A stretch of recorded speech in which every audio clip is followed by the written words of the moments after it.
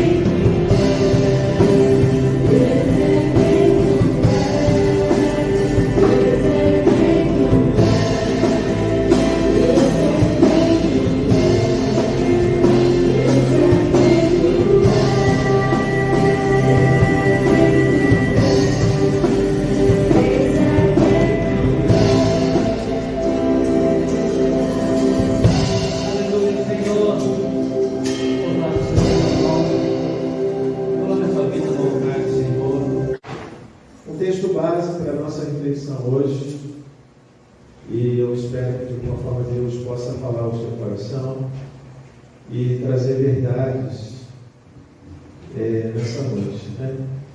Nós estamos iniciando essa semana pela graça de Deus, e na semana que passou, muitos desafios foram superados, e não será diferente nessa semana, né? O Senhor está conosco. Amém. Você crê nisso? Então, glorifica a Deus aí, exalte, você está na casa do Pai. Eu te incentivo de fato, a glorificar o Senhor. João 8,32. Texto muito conhecido do povo de Deus. João 8,32, texto base para a nossa reflexão hoje. Evangelho de João 8,32. E eu gostaria de falar hoje sobre a necessidade de sermos cristãos esclarecidos. Cristãos esclarecidos, porque existem, infelizmente, cristãos equivocados. E equivocados em diversos assuntos em relação à vida cristã, e por isso é importante que nós venhamos a fazer essa reflexão, que essa mensagem, como eu sempre costumo dizer, gente boa, a nossa mensagem, ela é pós-culto, né? É sempre pré para que você consiga, de alguma maneira, praticar as Escrituras durante a semana, para que você vivencie. Até porque, esse ano, nós estamos com o tema fortalecidos na palavra, né? Então, a palavra é a nossa única regra de fé e prática, e por isso que é necessário que venhamos a colocar em prática, conforme hoje pela manhã, nós estudamos hoje pela manhã, né? Algumas características, alguns símbolos que são importantes, né, para a nossa caminhada, entender os símbolos da palavra de Deus, o que elas representam na nossa vida, e uma delas é que ela é espada de dois gumes que penetra até a divisão da alma, juntas e medulas, e apta para discernir pensamentos e intenções do coração. Eu sempre costumo aqui fazer a ilustração de que eu desejo e eu oro para que a sua palavra esteja aqui, aonde? Na sua mente, para que você venha a desfrutar das melhores bênçãos do Senhor. Vamos ler todo mundo junto, sejam os meus olhos aí, vamos ler todos junto, agora, respira fundo, né? Eu quero ouvir você. Vamos lá? 3, 4. E conhecereis a verdade, e a verdade vos libertará. Muito bem, esse texto tem que estar decorado, porque conhecereis a verdade vos liberta. Essa verdade transforma vidas. Muitos de nós aqui somos considerados ex para as coisas desse mundo, para coisas desse século. Nós somos transformados, regenerados, santificados pela graça de Deus. O Senhor é quem te trouxe nesse ambiente, porque Ele te ama e Ele deseja que você conheça mais da parte dEle, para que você e eu sejamos cristãos esclarecidos e não equivocados em relação à vida terrena, em relação à eternidade, em relação aos relacionamentos que nós precisamos ter com Deus. 3 objetivos hoje. Sabe por quê? A palavra equivocados nada mais é do que enganados, compreendidos de maneira incorreta. É quando nós dizemos que alguém está equivocado, estamos dizendo que pessoas têm uma ideia e uma percepção errada sobre algo. E uma delas é ideias equivocadas sobre a terra. A vida aqui, os nossos relacionamentos, até porque, né, muita gente diz, por exemplo, o mundo não tem nada para me oferecer. O mundo não tem nada para nós. Nós precisamos definir o que é esse mundo, na qual nós dizemos e declaramos muitas das vezes como cristãos. Porque ao afirmar isso, nós precisamos então definir o que é a palavra mundo. Essa frase está, muitas das vezes pode ser equivocada né? Se a gente isolar ela, podemos causar confusão. É necessário discernir o que realmente significa a palavra mundo, né? Então, tem dois aspectos da palavra mundo definidos na Bíblia. O primeiro é o mundo como sistema. Esse sistema dominado pelo pecado, pelas influências malignas, sob o comando de Satanás. Esse mundo só oferece distrações temporais, enganos e promessas vazias. É o sistema organizado pelo Deus desse século. Mas tem o mundo físico, a criação de Deus, o planeta Terra. Esse mundo não tem nada a ver com o mundo sistema, né, de Satanás. Pelo contrário, esse mundo, né, o mundo Terra, que é vivenciado por muitos de nós, que é rica em potencial e que nos ensina a Bíblia, conforme lá em Gênesis, em várias passagens. Também tem Salmos 24:1 que diz: do Senhor é a terra e a sua plenitude. É esse planeta aqui, é o universo, né? E também todos os continentes, todos os oceanos, todas as nações. E nós precisamos entender que a terra o Senhor deu aos filhos dos homens para que pudesse semear. Ela não é um lugar sem valor, mas é um espaço onde nós devemos viver conforme o propósito de Deus. E como nós podemos entender melhor o que Deus espera para cada um de nós aqui nessa terra? Primeiro, manifestar o caráter de Deus. Fomos criados para refletir a sua santidade, amor e justiça no mundo, conforme Gênesis. A criação. Para quem não sabe, Gênesis é o último livro da Bíblia, não é? Não, é você ver se pegando você aí, você está esperto, né? Então, seja na vida pessoal ou profissional, podemos ser embaixadores de Deus na terra, para proclamar a justiça e viver para a glória de Deus. Lembre-se, algumas mensagens atrás, não jogue sua vida fora. E tem uma lei natural: tudo que o homem semear, vai colher. Então essa é uma lei natural, não é só para quem é cristão, não. É para todos os seres humanos. Segundo, para cuidar e lavrar a terra. Então é uma responsabilidade que não podemos negligenciar. O meio ambiente, as pessoas do nosso redor devem ser tratadas com responsabilidade e respeito. Terceiro, obedecendo e reconhecendo a autoridade de Deus. Deus permitiu que nós viéssemos. Ele permitiu. Então, seguimos a vontade de Deus. Nós encontramos verdadeira liberdade e propósito. Então, ao conhecer as verdades de Deus, nós somos livres. O versículo 32 que nós lemos de João 8: conhecereis a verdade vos libertará. E quem nos liberta? O versículo 36 já responde isso. Se pois o Filho vos libertar, verdadeiramente sereis livres. Então, a obediência não é uma restrição, mas é uma forma de nos alinharmos com o plano do Senhor em nossas vidas. Quarto, glorificar a Deus. Glorificar a Deus em todos os ambientes que você está, lá no teu trabalho, quando você está executando a sua tarefa, na sua profissão, no seu dia a dia, na sua vizinhança, nos seus relacionamentos, é glorificar a Deus.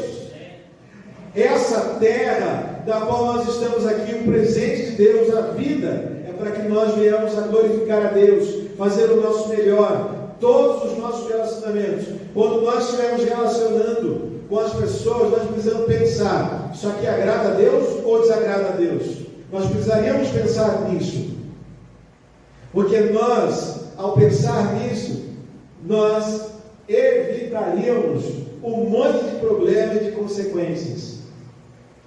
Então, é glorificar o Senhor. Em 1 Coríntios 10:31 diz: quer comais, quer bebais, façais tudo para quê? Então, seja no trabalho ou no lazer, nas interações diárias, o nosso principal motivo e propósito deve ser glorificar a Deus. Você não nasceu para cá por acaso. Você não nasceu para dar errado, você nasceu para dar certo. Amém. Glória a Deus.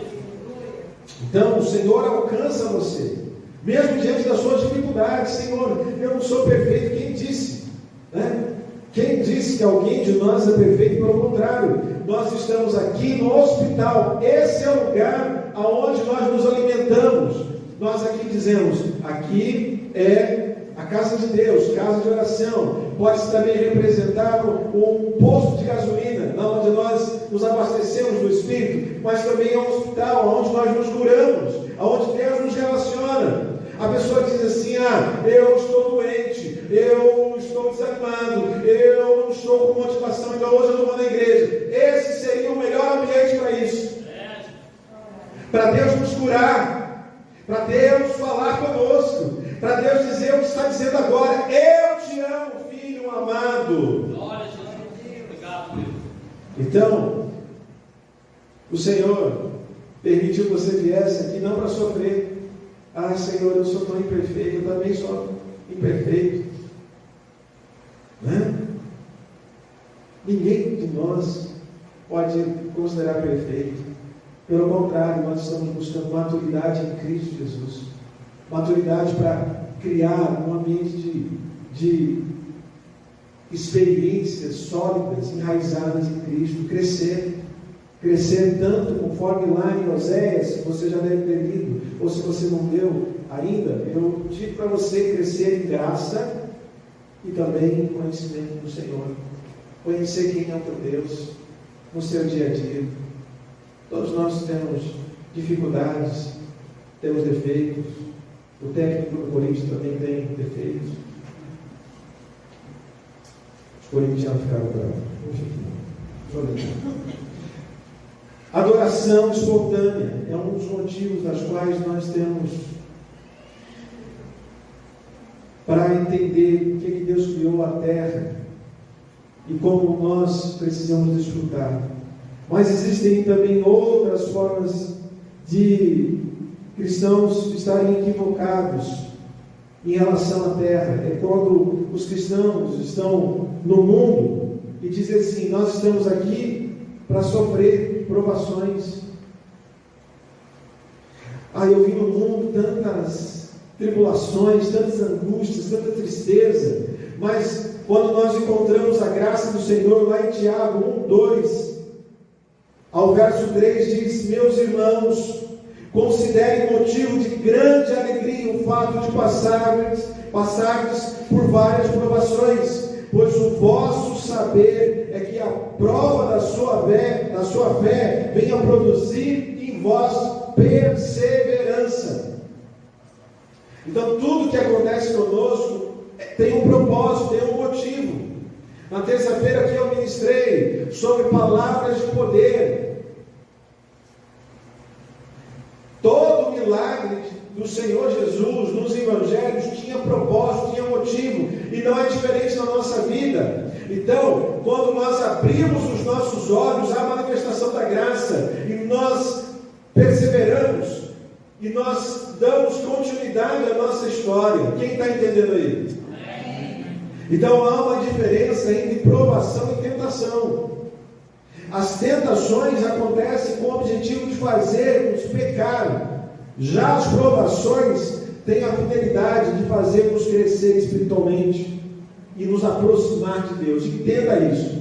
Quando Deus apertar você, não é porque Ele é um Deus vingativo, não, é porque Ele quer que você dependa mais da graça dEle.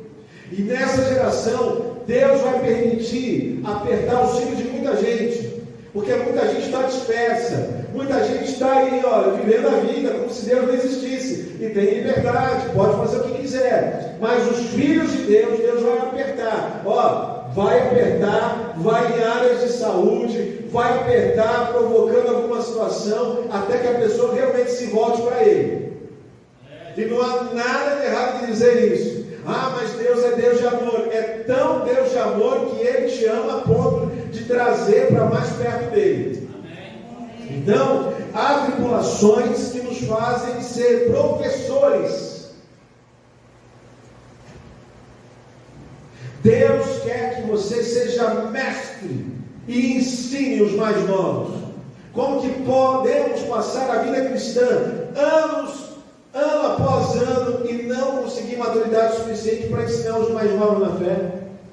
Mas 2 Coríntios, capítulo 1, versículo 3 ao 4, diz assim, olha: bendito seja Deus o Pai de nosso Senhor Jesus Cristo, o Pai das misericórdias, o Deus de toda consolação, que nos consola em todas as nossas tribulações. Aí tem, a palavra-chave destaque: para que nós possamos consolar. Para que nós possamos consolar os que estiverem em qualquer tribulação, com a consolação com que nós mesmos somos consolados por quem? Deus está te consolando, Deus está derramando bênção, Deus está te ajudando. Como que a gente pode ser egoísta e muitas vezes achar que nós devemos adorar a Deus só por conveniência? Mas não, o Senhor nos chama para um propósito. Outra forma equivocada que muita gente em relação à terra diz ser cristão é apenas sobre evitar pecado. Agora eu não tenho mais liberdade, agora eu sou cristão, agora eu não vou fazer mais nada. Você é livre tanto para decidir o que é melhor para você, que agora você não é mais escravo do erro, do pecado. Agora você pode decidir dizer assim: agora o pecado não me escraviza mais, os hábitos ruins, a miséria desse mundo, porque as misericórdias do Senhor me alcançou. A vida cristã é também sobre viver de acordo com o propósito de Deus. Não é só viver, eu tenho que viver em santidade para evitar o pecado. Não é não. Para com isso de viver a vida cristã achando isso. É mais do que isso. A gente tem ensinado a essa comunidade de fé, aos irmãos, às famílias dessa igreja, a viver com intensidade, porque o Senhor quer que nós vivamos com propósito, para que todas as testemunhas ao nosso redor possam ver graça em nós. Muitas das vezes nós nos concentramos tanto no que não devemos fazer, que nós esquecemos do que devemos fazer. Então preste muita atenção nisso. Eu não posso fazer. Eu não posso. Não é sobre isso. É sobre o que você vai fazer. Então, a partir de hoje, que a sua mentalidade mude para melhor. Eu vou amar mais, eu vou liberar perdão mais, eu vou me relacionar mais, eu vou mudar aquilo que precisa ser mudado para melhor.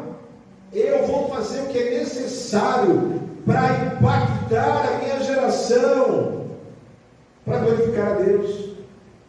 Então, não é à toa que o Senhor Jesus simplificou os 10 mandamentos em 2, e Ele diz: amarás o Senhor teu Deus de todo o teu coração, de toda a tua alma, também de todo o teu entendimento e de toda a tua força.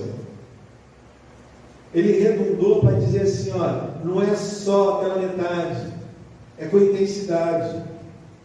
Então esse é o primeiro grande mandamento, e o segundo você já sabe, que é amar o nosso próximo. Agora, o outro equívoco em relação ao mundo é: Deus sempre vai responder às nossas orações de forma que esperamos. Não é assim, queridos. Deus tem ouvido as nossas orações, sim ou não? Sim. Mas não é sobre você. É sobre a misericórdia de Deus, a bondade dele. Porque muitas das vezes nós oramos a Deus e achamos que Deus é quem nos serve. E não é assim, é nós que servimos a Deus, é nós que servimos o Eterno. Amém. Então, sua resposta, a resposta de Deus às nossas orações, como eu sempre tenho ensinado aqui, pode ser não, pode ser sim, ou pode ser aguarde, espere mais um pouco. Só que existe uma promessa para os filhos de Deus.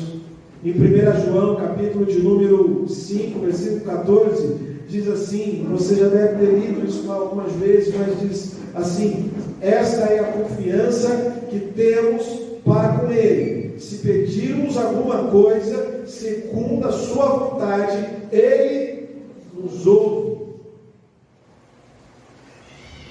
O Senhor está ouvindo as nossas orações. E será que nós temos a capacidade de orar ao Senhor com profundidade, mais do que nós muitas das vezes oramos pelo nosso próximo? Dizer: Senhor, hoje eu quero tratar com o Senhor através da oração sobre o meu coração precisa de mudança, precisa ser transformado. Meu coração em muitas áreas é duro como uma pedra, né? Mas, como forma a gente aprendeu hoje pela manhã, a palavra de Deus também é como um martelo que esmiuça. Então essa é a palavra. Quinto equívoco dos cristãos: a vida cristã deve ser sempre alegre e sem tristeza. Não é assim. Essa propaganda que muitas das vezes fazem por aí: ó, vai para a igreja que agora você vai ser só alegria, né?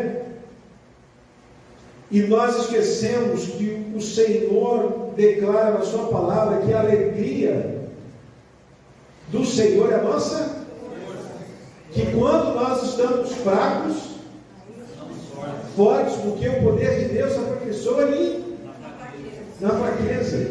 Então, nós entendemos, irmãos, que nós como cristãos, o Senhor nos dá alegria. Alegria não é ausência de tristeza, pelo contrário, é domínio sobre ela. Pode estar caindo uma chuva, como aconteceu agora recentemente, mas se molhar alguma coisa, se acontecer alguma enchente, se Deus permitiu, glorificado seja o Senhor. Ele dá a oportunidade de restaurar. É você ir para cima com fé e com alegria. Glória a Deus. Aleluia. Porque a adversidade pode acontecer, queridos. Mas há tempo para todas as coisas. Há tempo para chorar, há tempo para rir, há tempo para estar de luto, como também para celebrar o nascimento, há tempo de dançar, há tempo de ficar parado. Há vários tempos, mas nós precisamos respeitar o tempo. Se você hoje está triste, permita que você encontre consolo e conforto e graça em Jesus. Amém. Porque Ele tem para nos oferecer. Glória a Jesus. Agora, ideias equivocadas sobre a vida na eternidade, no céu. E o primeiro equívoco é que a morte é o fim de tudo. Tem muita gente equivocada em relação a isso. E não é bem assim. A palavra do Senhor nos diz em Hebreus capítulo 9, versículo 27: e assim como os homens está ordenado morrerem uma só vez, vindo depois disso o juízo. Nós como cristãos, se você está aqui, é simpatizante do Evangelho, não crê na ressurreição de Cristo, você não crê na vida eterna, eu respeito você, ninguém vai impor isso a você, mas os cristãos que estão aqui precisam estar atentos a essa esperança da vida eterna, porque morrer não acabou não. Então viva com intensidade sua vida hoje, para você encontrar com o Senhor na melhor condição.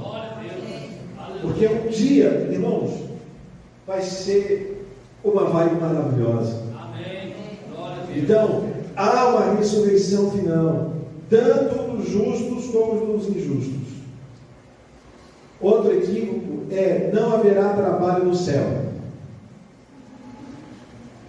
O povo assustou. Senhor, eu não estou.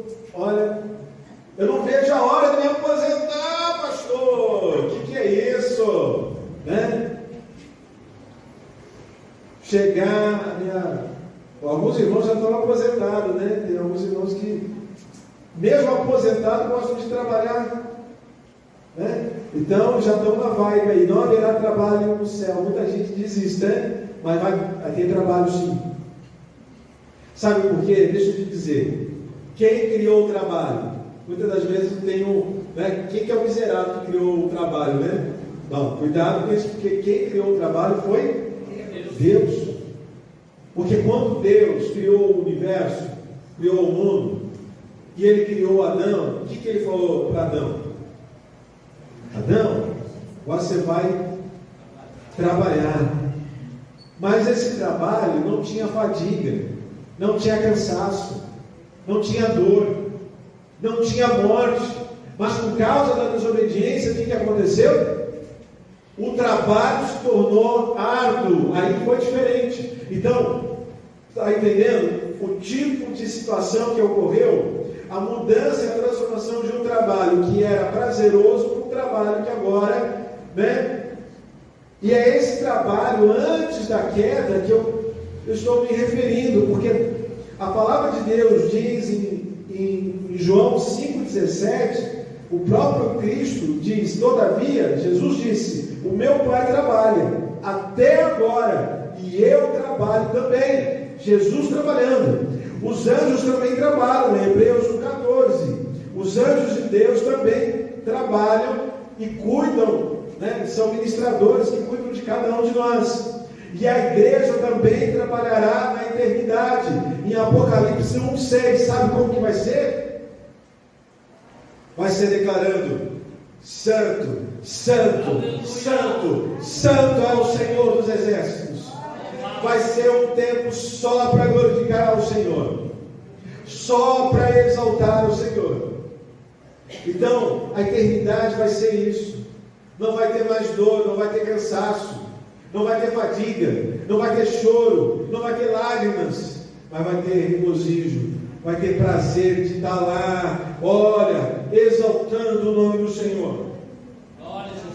Outro equívoco é: todos irão para o mesmo destino, só se for aqui na terra.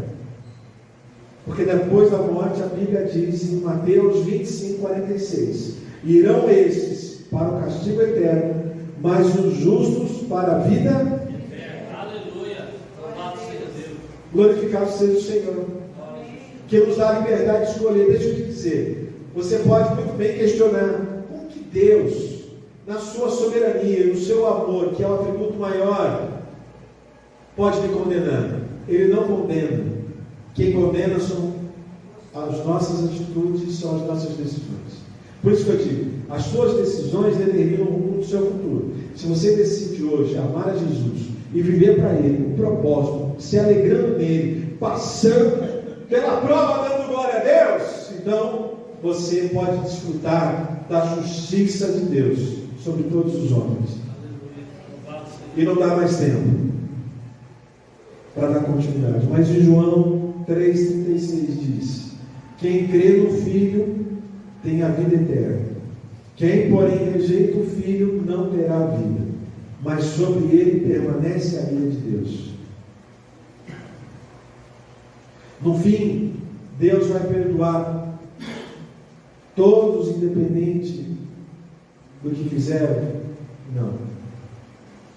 O perdão é só para esse momento da graça. Depois é a justiça. Lembra que eu falei aqui, Deus trabalha com amor, depois Ele trabalha com paciência, depois Ele trabalha com justiça.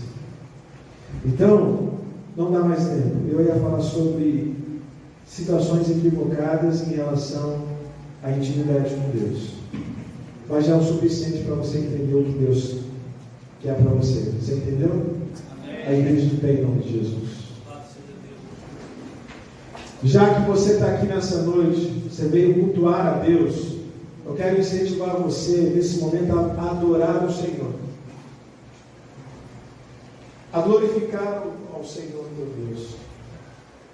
Já começa aqui a intensificar a sua adoração, porque na eternidade vamos adorar a Deus por toda a eternidade, para sempre. Então comece a glorificar agora, comece a exaltá-lo, não peça nada não, né? Comece agora a exaltar do seu jeito, comece a dizer: Senhor, obrigado pela tua generosidade, pela tua fidelidade. Comece a adorar o Senhor do seu jeito. Abra a sua boca, irmão. Não fique olhando para mim não. Aproveite esse tempo para glorificar a Deus, para ver um ambiente, uma manifestação da graça. Comece a glorificar. Senhor Deus, nós te glorificamos. Tu és fiel, Senhor. Nós te exaltamos, Jesus. Aleluia. Glorificado seja o Senhor. O teu reino é sempre eterno, Senhor. A ti a glória, a honra. Aleluia. Nós te glorificamos, tu és Deus presente. Oh, aleluia. Glorificado seja o teu nome. Comece a exaltar. Não olhando para mim, não. Abre o teu coração. Abre o teu coração. Oh, aleluia. Tu és papai. Oh, aleluia. Glória a Jesus.